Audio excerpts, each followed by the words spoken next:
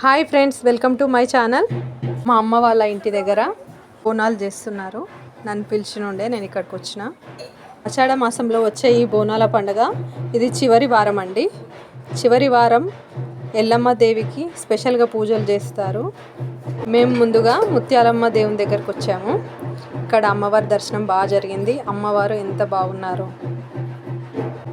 చాలామంది మహిళలు బోనం తీసుకొచ్చారు. దేవుడికి నైవేద్యాలు సమర్పించారు. చూడడానికి కన్నుల పండుగ ఉన్నది. ఈ ఆషాఢ మాసంలో అమ్మవారు తన పుట్టింటికి వెళ్తుందని అందరి నమ్మకం. ఈ పండుగ సమయంలో దేవిని దర్శించుకొని తమ సొంత కూతురు తమ ఇంటికి వచ్చిందన్న భావనతో, భక్తి శ్రద్ధలతో, ప్రేమానురాగాలతో బోనాలను ఆహార నైవేద్యంగా ఇస్తారు. ఇప్పుడు ఇంకొక గ్రామ దేవత అయిన పోచమ్మ అమ్మవారి దగ్గరకు వచ్చామండి. బోనాలను మోసుకెళ్తున్న మహిళలను దేవి అమ్మవారు ఆవహిస్తారని ప్రజల విశ్వాసము.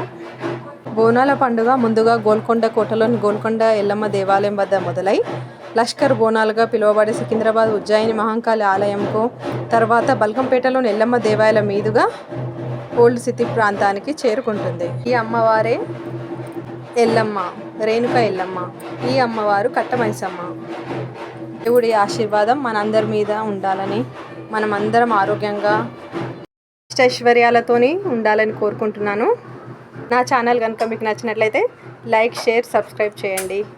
Thank you.